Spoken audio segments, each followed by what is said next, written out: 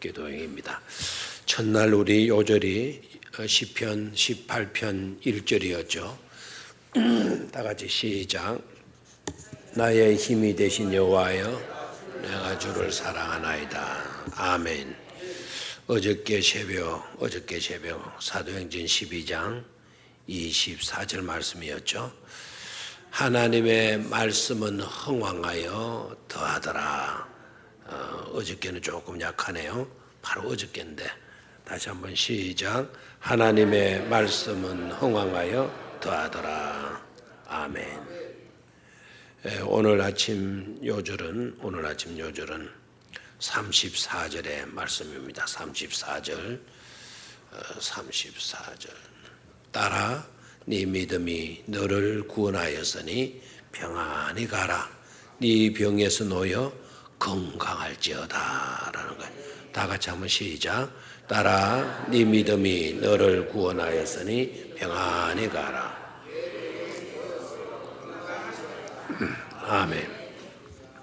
오늘 아침에는 12회를 혈루로 고생하던 여인, 그 여인이 예수님의 소문을 듣고 예수님께 나가서 예수님의 옷자락에 손을 대고 고침을 받았다는 이야기입니다.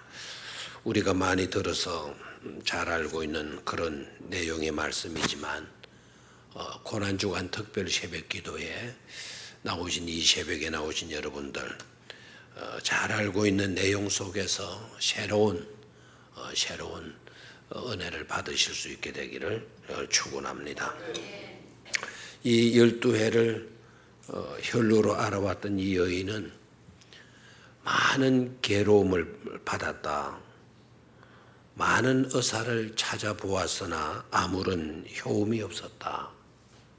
가진 소유마저 이제는 다 허비하게 되었다.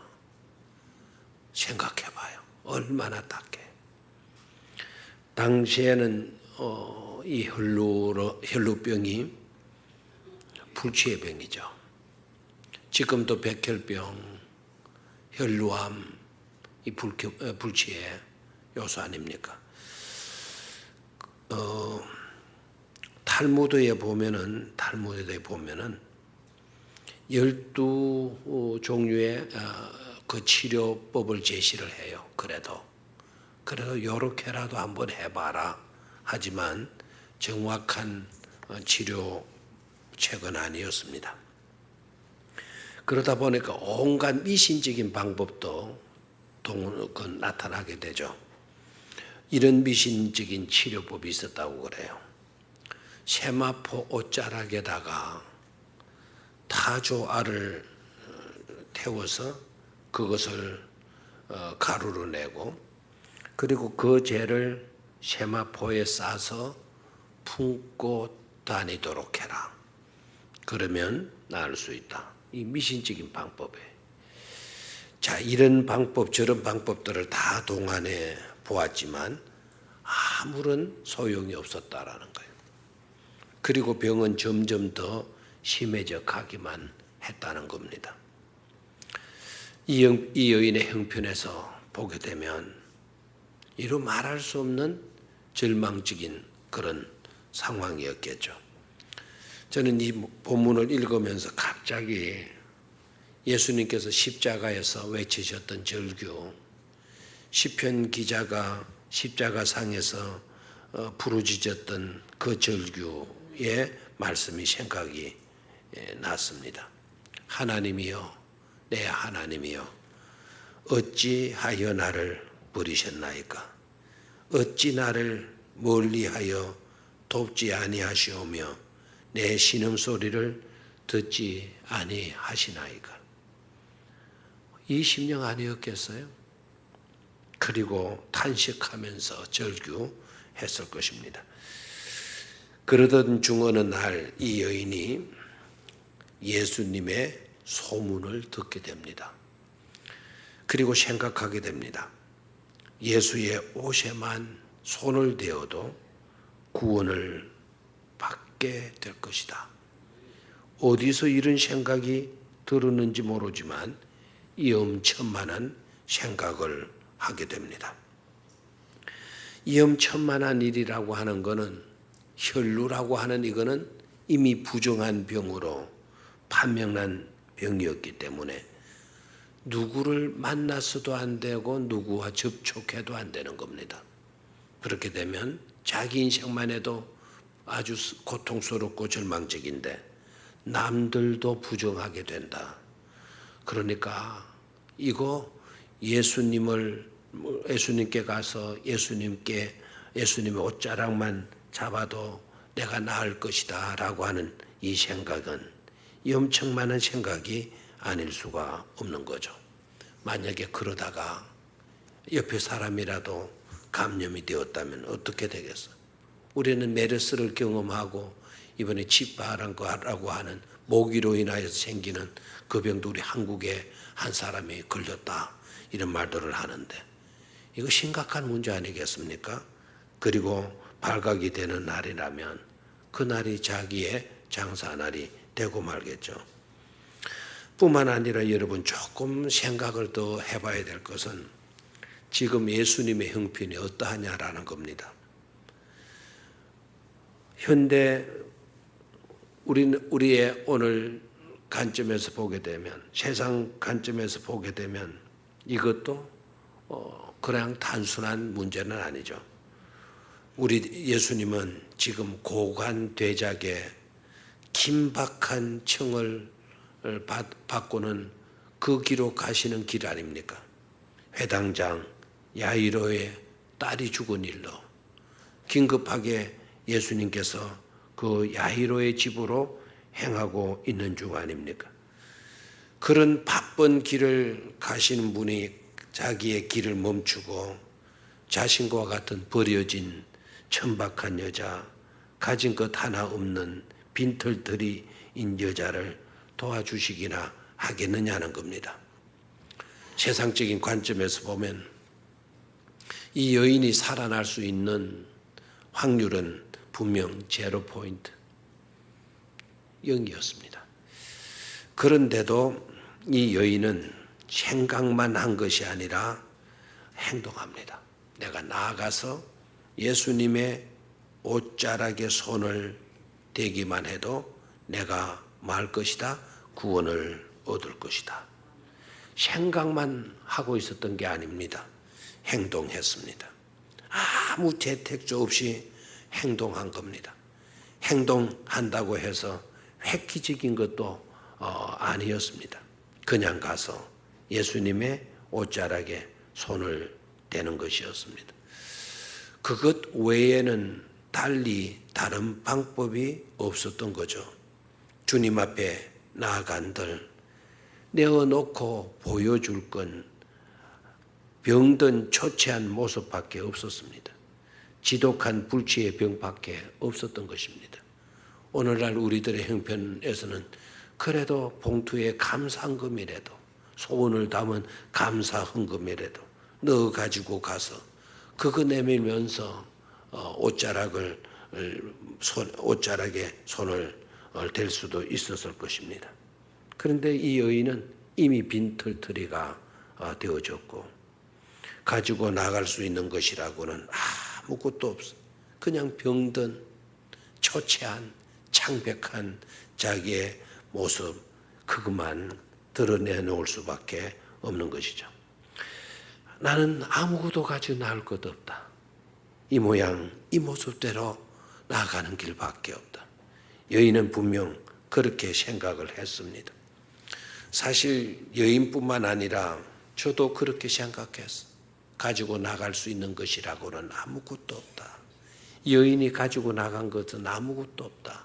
빈손 들고 가서 몰래 나가서 예수님의 옷자락에 손을 댄 것밖에 없다. 그렇게 생각을 했습니다. 아마 오늘 이 말씀을 묵상하는 여러분들도 조금은 생각하면 그래 맞아. 아무것도 가지고 나간 게 없지. 그냥 빈손으로 간 거야. 이렇게 생각을 할 것입니다. 그런데 좀 더 깊이 묵상해 보니까 그게 아니더라고요. 그건 사실이 아니더라고요. 그녀가 가지고 나간 것이 있었습니다. 우리도 몰랐고 그녀 자신도 몰랐는데 가지고 나간 것이 있었다. 너무나 소중한 것을 이 여인이 가지고 나갔더라고요. 예수님은 역시 우리의 메시아이심에 틀림이 없습니다. 그 누구도 보지 못한 그것을 예수님은 분명히 보았습니다. 무엇을 가지고 나왔나요? 예수님의 옷자락에 손만 대어도 내가 구원을 받으리라. 이것은 믿음이었습니다. 이것은 확신이었습니다. 이것은 소망이었습니다. 이것을 가지고 나아갔던 것이죠.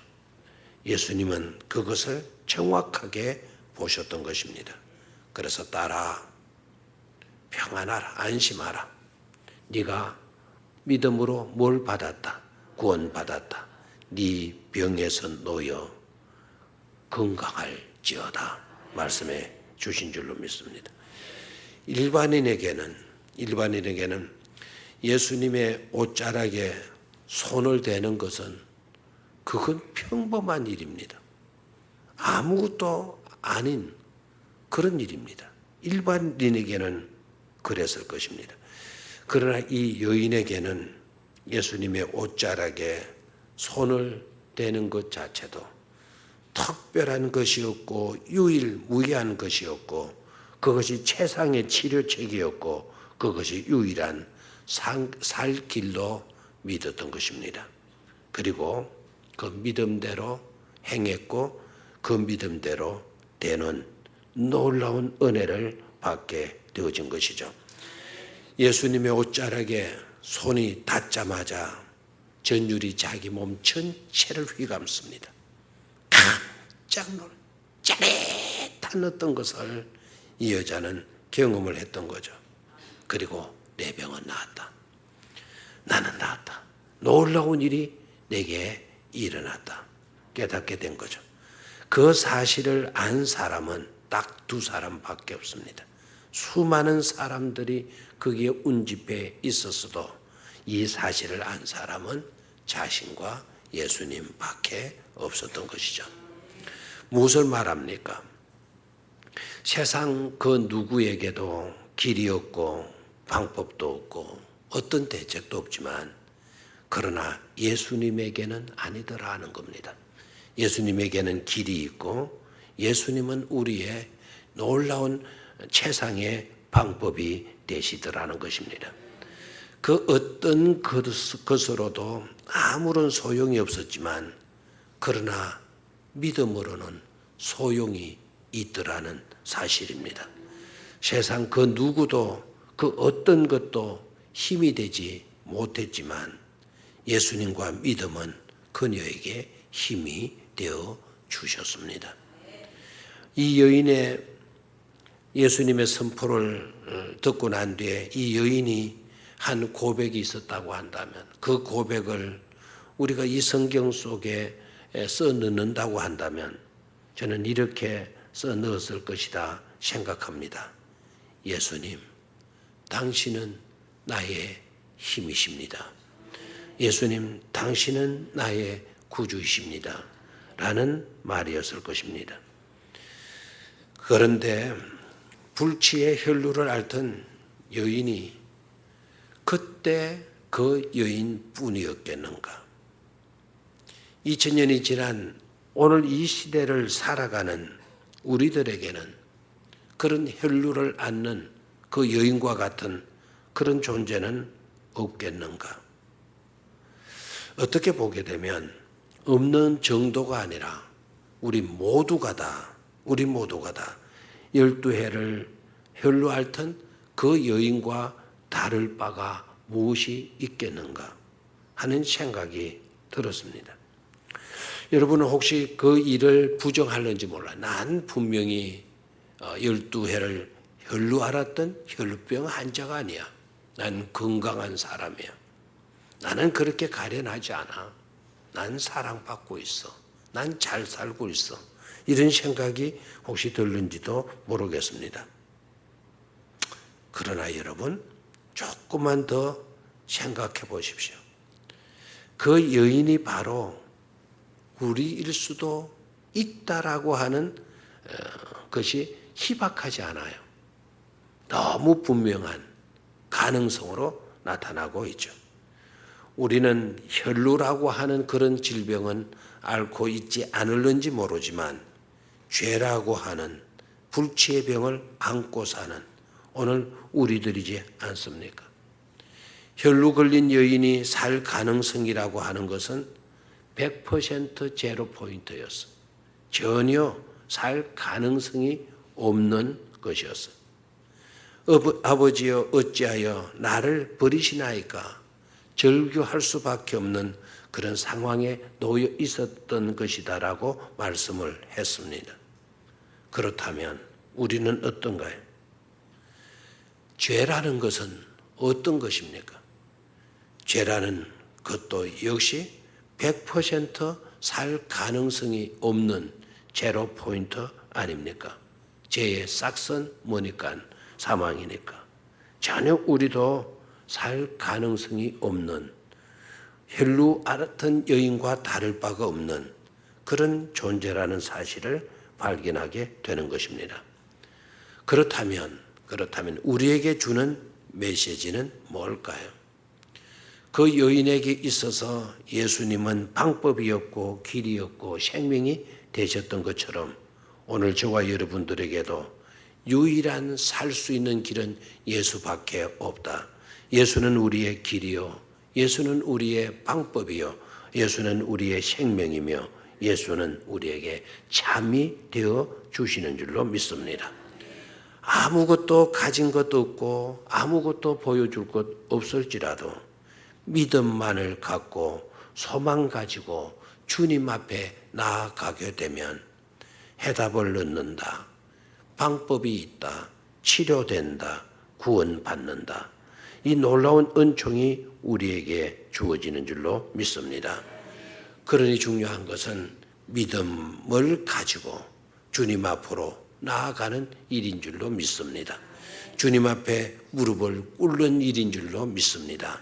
믿음으로 주님의 옷자락에라도 소문을 내면 나으리라는 믿음을 가지고 손을 내밀어야 될 줄로 믿습니다. 그렇게 될 때 나음을 입을 것입니다. 구원을 받을 것입니다. 인정을 받을 것입니다. 치료될 것입니다. 문제가 해결될 것입니다. 그날 예수님께로부터 혜택을 도움을 입은 사람은 딱 한 사람뿐이었어요. 그 딱 한 사람은 누구였나요? 바로 12해 혈루를 앓던 여인이었죠. 그날 그 자리에서 혜택을 입고 도움을 받고 은혜를 받을 사람은 제일 먼저일 사람은 예수님의 제자들이었을 것입니다. 그런데 아니었습니다. 이름 있는 네로나 하는 그런 사람들이었을 것입니다. 역시 아니었습니다. 성경에 대해서 많이 알고 성경을 가르치던 그런 선생님들일 수도 있었을 것입니다. 그런데 아니었습니다. 착하고 좋은 일 많이 했던 사람들, 자성가 이런 사람들이 그날 예수님께로부터 은혜 받고 도움을 더 입을 가능성이 많았을 것입니다. 그런데도 아니었습니다. 그날 예수님께로부터 도움을 받고 혜택을 입은 사람은 세상 관점에서 보면 전혀 아닌 상상조차도 할 수 없었던 여인이지 않았습니까? 그것도 그냥의 혜택이 아닙니다. 그냥 적당한 그렇고 그런 정도의 은혜를 입은 것이 아니지 않습니까? 병 고침의 은혜, 불치의 병이 낫다라는 이 은혜, 놀라운 것이고 특별한 은총이지만 그러나 본문 속으로 들어가서 보면 그보다 더 특별한 은총을 이 여인이 받은 것을 발견하게 됩니다. 그 각별한 특별한 은총은 바로 뭘까요? 따라라고 말씀하신 것입니다. 따라. 그리고 네 믿음이 너를 구원하였으니 평안히 가라. 꿈 같은 말씀, 꿈 같은 은혜를 이 여자가 받은 것입니다. 여기에 따라 그랬는데 주님께서 딸이라 부르신 것은 전무후무한 일이었습니다. 주님께서 불쌍한 여자를 바라보시면서 딸아라고 불렀던 것은 이전에도 없었고 그리고 이 일 있은 후에도 없었습니다. 딸아, 특별한 은총을 받은 것이죠. 늘 사랑받고 사는 사람에게는 사랑의 말 한마디는 평범한 한 스푼에 불과하지만 소외되고 버림받고 굶주리고 외롭고 쓸쓸하고 처량한 사람에게 있어서는 딸아라고 하는 그 한마디 말은 진수 성찬과 같은 말씀인 줄로 믿습니다. 늘 좋은 말, 축복된 말, 은혜로운 말 듣던 사람들에게는 늘 듣던 그 이야기는 평범한 라면 한 그릇일는지 모르지만 이렇게 사랑받는다, 딸아, 누구야, 이름 불러주는 사람 하나 없는 버림받은 그런 불쌍한 사람에게 있어서의 딸아라고 하는 이거는 불고기 밥상 아니겠습니까? 진주 성찬과 같은 은혜의 말인 줄로 믿습니다. 그런데 예수님에게 있어서 이 여인은 그런 정도가 아니죠. 딸아라고 하는 그 말 뒤에 나오는 말이 바로 뭡니까? 네 믿음이 너를 구원하였으니 평안히 가라 라는 말 아닙니까? 딸아라고 말씀하시면서 그 뒷말을 하시는 것은 부모가 자식이 아플 때 어떠합니까? 특히 그 자식이 불치의 병을 앓고 있을 때 어떠합니까? 부모는 그 자식을 살리기 위해서 온갖 노력들을 다 할 겁니다. 점점 창백해지는 자식의 모습을 보고 땅을 치고 그가 믿는 하나님이 아니라고 신이라고 한다면 신을 믿지 아니하는 사람이라도 그 딸의 병을 내가 나에게 전가시켜달라. 나를 병들게 하고 제발 이 딸을 살려달라고 애절하게 부르짖는 사람이 그 부모가 아니겠습니까?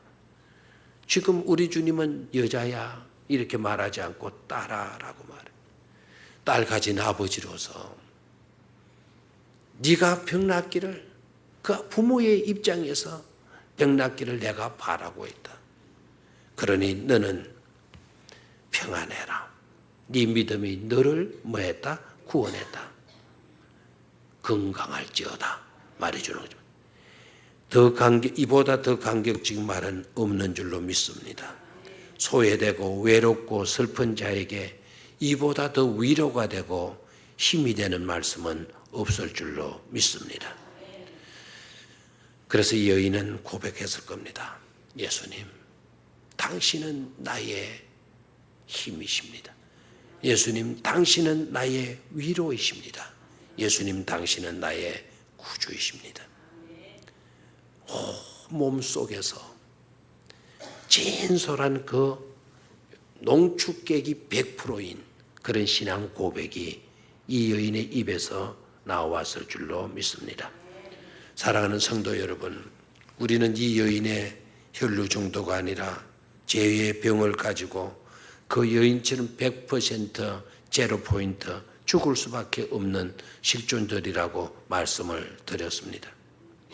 그런 우리를 위해서도 주님은 가시던 길 멈추시고 말씀해 주시는 줄로 믿습니다. 말씀 정도 가시던 길 멈추시는 정도가 아니고 몸소 십자가로 향하셔서 우리를 위해 대신 죽어 주셨습니다. 더 이상 무슨 말이 필요하겠습니까? 이 이상 더 큰 은혜와 은총과 위로와 힘과 소망은 없는 줄로 믿습니다. 믿음으로 주님께 나오시기를 바랍니다. 믿음으로 주님의 십자가에로 나아가서 우리의 모든 죄가 처형되고 처리되는 것을 반드시 경험하시고 확인하시기 바랍니다. 따라 네 믿음이 너를 구원하였으니 평안히 가라. 네 병에서 놓여 건강할지어다.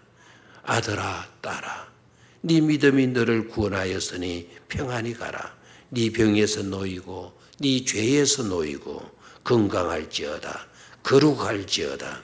주님의 말씀을 들으시는 이 새벽이 되시기를 주의 이름으로 축원합니다.